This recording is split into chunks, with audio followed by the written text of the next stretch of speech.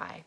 All right, so today I want to talk about the subconscious mind and the power of thought and what actually happens and why we stay sick and how it's subconscious and how it's not our fault, but yet there's a moment when we can make a difference with these thoughts. So let me just tell you what's been going on in the past few days. So my dad, I've had to take him and spend numerous days and times in the hospital with him, getting a whole bunch of stuff done, x-rays, blood tests, checks, information, and he's getting set to go in for probably a triple bypass. And this is what he believes in, so I'm not, thwarting him off of this, or, I am recommending a healthy diet. But anyways, this is his path, this is his decision, and I want to support him. And so I'm there for him. And I've had these really long days. And so we drove 3 hours to spend all day doing all these checks, and came home. It was very late last night when I got home, and I was exhausted mentally and physically from the day. And I knew I had a big day coming up today.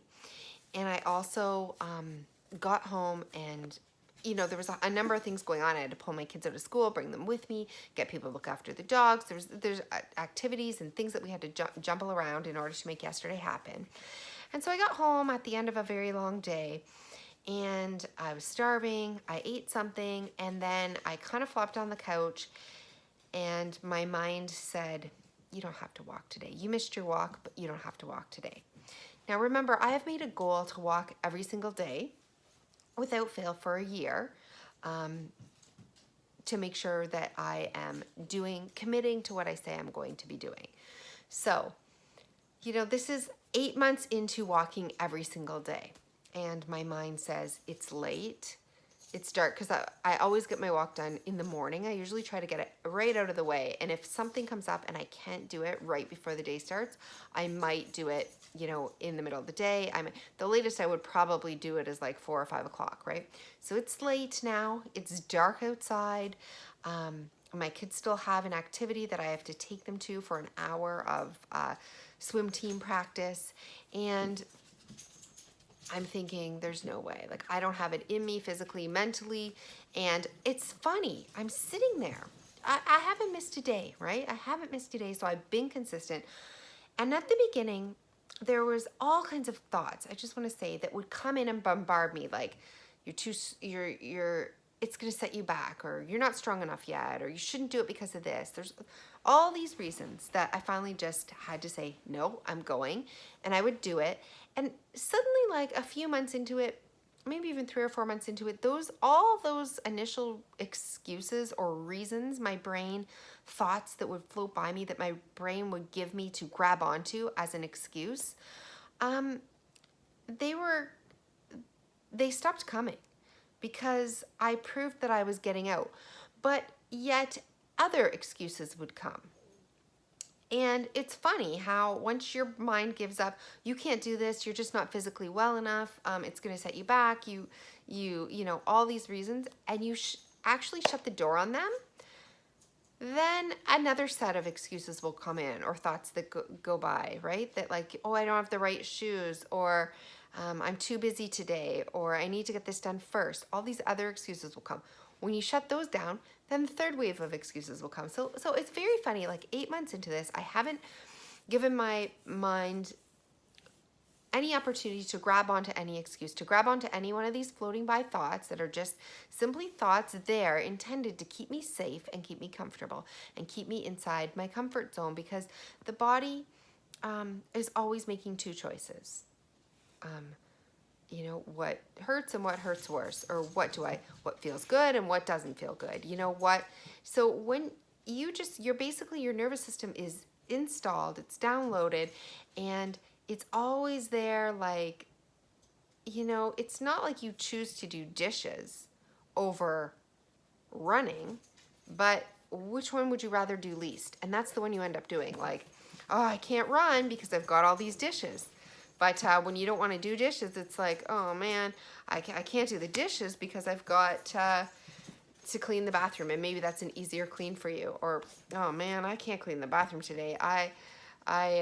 You find something less difficult to do or whatever. So your body is always just in this process of just trying to decide what is more comfortable for it. What's more comfortable? It wants to keep you comfortable, and it doesn't want to push that. That's the body's job. So last night I get home, it's dark. Sorry, this is a long story, but it's dark, it's whatever, and I have all these excuses coming in. You're too tired. It's been a long day. It's dark. It's super dark and icy out there. It's probably unsafe to be going at this time of night, right? Just thoughts. And they just keep coming, and they just keep going, like literally as I'm sitting on the fence. And your body knows when you're on the fence, right? It's like, I can maybe be persuaded. I'm sitting on the fence. All these thoughts are coming by, like, it takes the excuses, and you either throw them out, and then suddenly one comes by, one floats by. It's too dark, it's unsafe, and it's too late. And you've got a personal training session in the morning. You're going to be wiped out. You're just asking yourself to get sick. Bingo. I grab onto this thought, right? I grab onto it, and I'm like, yes, that's true. That is a true thought. Okay, I should maybe be listening to my body here and saying no. And suddenly I just kind of woke up from the fact that I didn't have to grab that thought. It could just pass by me without me grabbing it. But when I grabbed it, it was like I was sitting on the fence waiting and waiting and waiting for something good enough to come along that I could grab it and say, yes, that's true. That's my excuse. There's where I'm going to hold onto my limitation. I'm going to fail today at my goal because this is just a better thing. This feels more right to me. I really don't want to do it, so I'm going to hold this because, yeah, I can believe in this one. So immediately I just shook my head at myself, realizing what's been happening. And I stood up and I'm like, no, you're going. There is no excuse. There is no excuse that you can give me, brain. I'm talking to my brain now, that I am going to buy into. We are going for the walk, period. And as soon as I said we are going for the walk, period, guess what happened? All the thoughts that had been running through for the last 10, 15 minutes trying to grab my attention stopped. They just went away. Why is that? Why did they go away? And how does that relate to what I'm trying to tell you now? They stopped immediately in their tracks. I had all kinds of excuses from one to the other, going for 10 minutes because I think my brain knew that I could be persuaded. I was on the fence. I wasn't 100% in my conviction that I was going. I was looking for an excuse. I was looking for a way out. I was looking to stay comfortable. I was looking to just sink down on the couch and just give in to being warm and cozy and comfortable and not do it. So even after 8 months straight of not buying into that, my brain still tried, and it almost got me.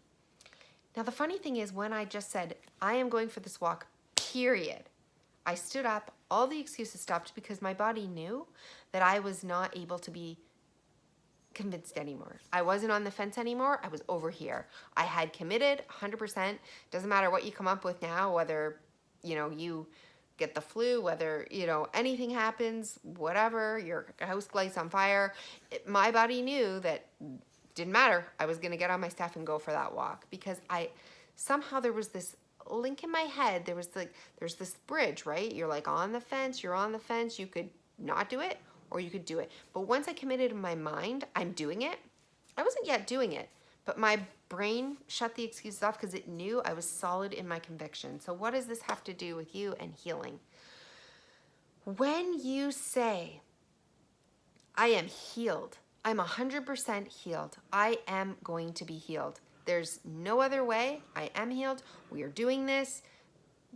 Like, we're not going back. We're not going to think about the symptoms. We're not going to talk about them. We're not going to focus on them. That is not my life anymore. This is my life.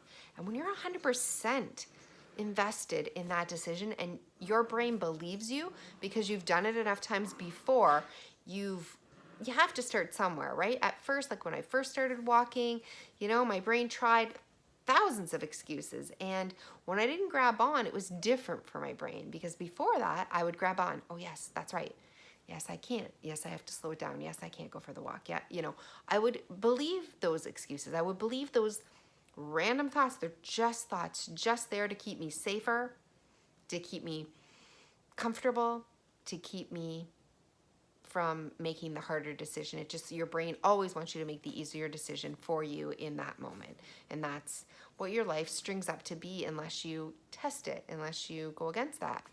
So if you are committed to being healed, then your body can stop sending you the symptoms. It can stop sending you the thoughts. It can stop sending you all the, but yeah, check back with me, you know? But when you're on that fence and you're riding the line, it's, the symptoms are coming, everything's coming, the excuses, like everything wants you to be pulled backwards.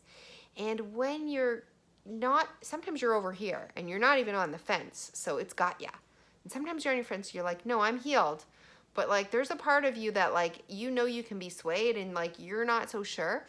And that's when you will have all these running thoughts running by and you'll suddenly grab one and you'll be like, yeah, I don't feel so well today. And then boom, it all kind of comes crashing down because you're not holding firm to that belief that I am healed.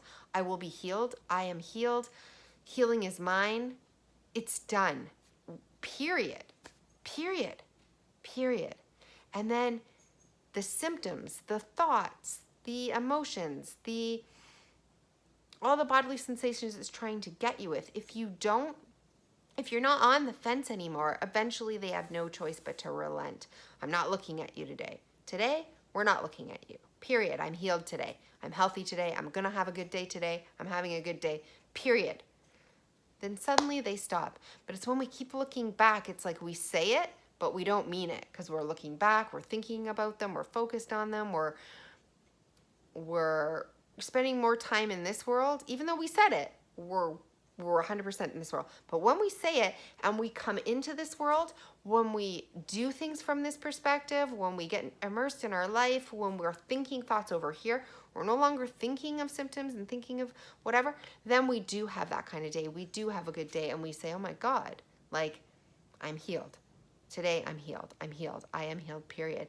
And when you're thinking healing thoughts, when you're thinking about your life, that has nothing to do with this, when you're thinking just other thoughts, good thoughts, from a perspective of you already being healed, then your mind gives up the fight. So it's when we're on the fence that it's always pulling, it's always asking us to look back, it's always trying just to keep sending those thoughts forward, the symptoms forward, everything forward until we grab one and we go, this is it, I'm gonna grab onto this one. You know, and we don't have to grab them. We can just say no. And it will keep going. But when we get in that conviction, like, I'm not going to respond to you today, period, and we actually feel it, when we actually feel like that decision is real and authentic and from our deepest being at that moment, and we're not faking it, then it becomes so. So I hope this video has been helpful in how you see subconscious thoughts and how we can change them, how we don't need to grab onto them, how we can resist them, and how we can choose something else and be firm in our belief with something else, and then we can manifest that into being. So I hope this has been helpful.